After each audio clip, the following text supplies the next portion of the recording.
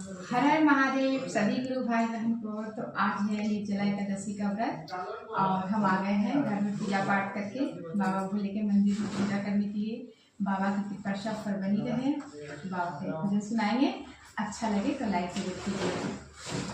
कौनी रंगवा सेवा गुरु कौनी रंगना गावा कौन हो रंगवाना हो कौन हो रंगवाना उनकर बासा भाए लावा कौन हो रंगवाना उनकर बासा भाए लावा कौन हो रंगवाना कांवर रंगवा सेवा गुरु कल्याण करना गावा से कुंवर हो रंगवाना उनकर बासा भाए लावा से कुंवर हो रंगवाना उनकर बासा भाए लावा से कुंवर रंगवाना।